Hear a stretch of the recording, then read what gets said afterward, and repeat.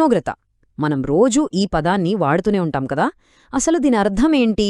వేడి, చల్లదనం ఇవి జస్ట్ మనకు కలిగే ఫీలింగ్సేనా, లేకపోతే వీటికేదైనా ఖచ్చితమైన కొలత ఉందా? సరే, ఈరోజు మనం ఇదే విషయం గురించి లోతుగా తెలుసుకుందాం. సాధారణంగా ఏదైనా వేడిగా ఉందా చల్లగా ఉందా అని తెలుసుకోవడానికి మన చేతులనే వాడతాం. అవే మనకు ఫస్ట్ థర్మామీటర్లు కదా. కానీ వాటిని మనం నిజంగా నమ్మొచ్చా? ఎంతవరకు నమ్మగలం? ఓకే, ఇది తెలుసుకోవాలంటే ఓ చిన్న ప్రయోగం చేసి చూద్దాం. ఇది చాలా సింపుల్ ప్రయోగం. ఎవ్వరైనా ఇంట్లో కూడా ట్రై చేయొచ్చు. దీనికి మనకు కావాల్సింది కేవలం 3 గిన్నెలు. ఒక గిన్నెలో కొంచెం గోరువెచ్చని నీళ్లు తీసుకోండి. మరో గిన్నెలో బాగా చల్లటి ఐస్ వాటర్. ఇక మధ్యలో ఉన్న మూడో గిన్నెలో మామూలు కుళాయి నీళ్లు. అంతే. సరే, ఇప్పుడు అసలు మ్యాజిక్ మొదలవుతుంది. రెండూ చేతులని ఒకేసారి మధ్యలో ఉన్న మామూలు నీళ్ల గిన్నెలో పెట్టండి. ఏమనిపిస్తుంది? చాలా విచిత్రంగా ఉంటుంది తెలుసా? వెచ్చని నీళ్లలోంచి తీసిన చేతికి అవే నీళ్లు చల్లగా అనిపిస్తాయి. అదే సమయంలో చల్లటి నీళ్లలోంచి తీసిన చేతికి అవే నీళ్లు వెచ్చగా అనిపిస్తాయి. వావ్! నీళ్ళొక్కటే, కాని ఫీలింగ్స్ మాత్రం 2 రకాలుగా ఉన్నాయి. ఎలా సాధ్యమిది? సో, ఈ చిన్న ప్రయోగం మనకు ఏం చెబుతోందంటే, మన స్పర్శ అనేది నమ్మదగినది కాదు. అంటే వేడి, చల్లదనం అనేవి మనం దేంతో పోలుస్తున్నాము అనే దానిపై ఆధారపడి ఉంటాయి. అది పూర్తిగా సాపేక్షమనమాట. అందుకే ఒక వస్తువు అసలు ఉష్ణోగ్రత ఎంత అని ఖచ్చితంగా చెప్పడానికి మన చేతుల్ని అస్సలు నమ్మలేం. మరి మన చేతులు కాదంటే ఇంకేది ఉష్ణోగ్రతను సరిగ్గా కొలుస్తుంది? కరెక్ట్గా చెప్పేది ఏది? ఇక్కడే సైన్స్ రంగంలోకి దిగుతుంది. దీనికి సైన్స్ దగ్గర ఒక పక్కా సొల్యూషన్ ఉంది. ఈ కన్ఫ్యూజన్ అంతటినీ సైన్స్ ఉష్ణోగ్రత అనే ఒకే ఒక పదంతో క్లియర్ చేస్తుంది. చూడండి, ఉష్ణోగ్రత అనేది మనిషికి మారే ఫీలింగ్ కాదు, అదొక ఖచ్చితమైన కొలత. ఒక వస్తువు ఎంత వేడిగా ఉంది లేదా ఎంత చల్లగా ఉంది అని చెప్పే ఒక నమ్మదగిన స్టాండర్డ్ కొలమానమన్నమాట. అయితే ఈ ఉష్ణోగ్రతను ఎలా కొలవాలి? దానికోసమే మన దగ్గర ఒక స్పెషల్ టూల్ ఉంది. చెప్పాలంటే అదొక సూపర్ హీరో లాంటిది. అదే థర్మామీటర్. దీన్ని కనిపెట్టిందే ఉష్ణోగ్రతను ఖచ్చితంగా కొలవడం కోసం. అయితే ఈ థర్మామీటర్లన్నీ ఒకేలా ఉండవు.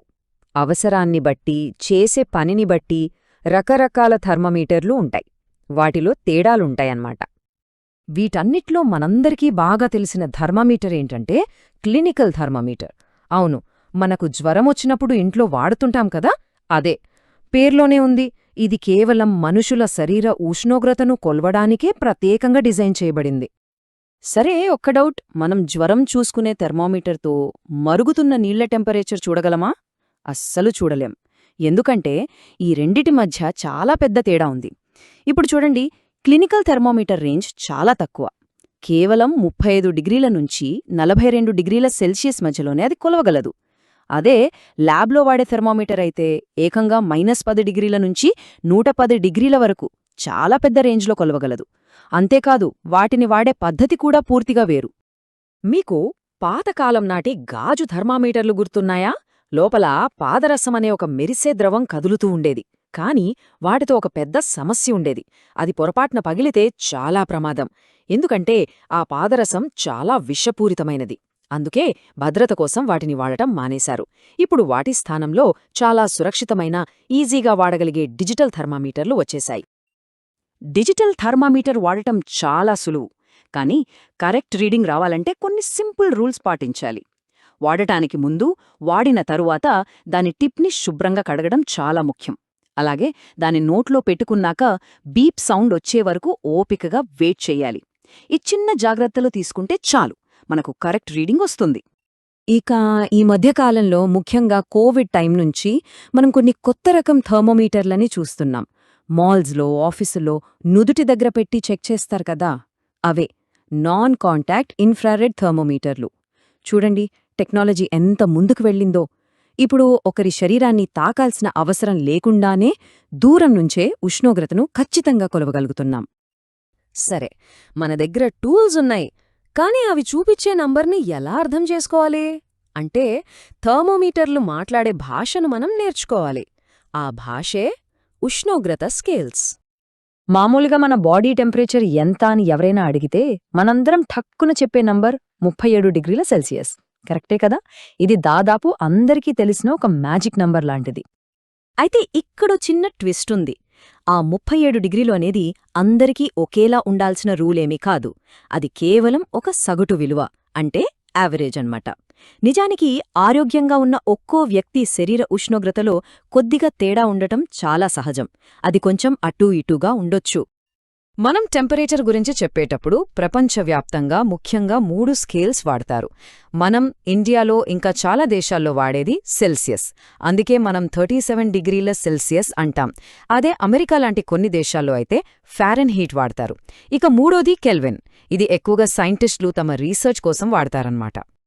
ఇప్పటిదాకా మనం మనుషుల శరీర ఉష్ణోగ్రత గురించే మాట్లాడుకున్నాం.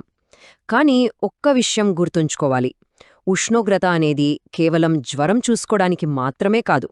అది మన చుట్టూ ఉన్న ప్రపంచంలో ప్రతిదాన్ని ప్రభావితం చేస్తుంది. ఒకసారి మన చుట్టూ చూద్దాం. ఈ రోజు వాతావరణం ఎలా ఉంది అని చెప్పడానికి మనం టెంపరేచర్ని వాడతాం. ప్రయోగాలు చేయడానికి, నీళ్లు ఎప్పుడు మరుగుతాయో తెలుసుకోవడానికి టెంపరేచర్ కావాలి. చివరికి మన ఇళ్లల్లో, క్లాస్ రూమ్స్లో ఎలా ఉందో తెలుసుకోవాలన్నా టెంపరేచర్ చూడాలి. వంటగది నుంచి మొదలుపెట్టి అనంతమైన అంతరిక్షం వరకు ప్రతి చోట, ప్రతి విషయంలో ఉష్ణోగ్రతదే కీ రోల్. సరే, ముగించే ముందు ఒక ఇంట్రెస్టింగ్ ఫ్యాక్ట్. ఒక వస్తువుని ఎంతవరకు చల్లబరచగలం అన్నదానికి ఒక లిమిట్ ఉంది. దాన్ని పరమశూన్య ఉష్ణోగ్రత లేదా అబ్సల్యూట్ జీరో అంటారు. అంటే -273.15 డిగ్రీల సెల్సియస్. దానికన్నా చల్లగా ఈ విశ్వంలో ఏదీ ఉండలేదు. కాని వేడి మాటేంటి? అత్యంత వేడికి కూడా ఇలాంటి లిమిట్ ఏదైనా ఉందా? ఒక వస్తువుని ఎంతవరకైనా వేడి చేయగలమా? దీనికి సైన్స్ దగ్గరున్న సమాధానమేంటంటే బహుశా వేడికి హద్దే లేకపోవచ్చు. ఆలోచించండి, ఎంత అద్భుతంగా ఉంది ఈ విషయం.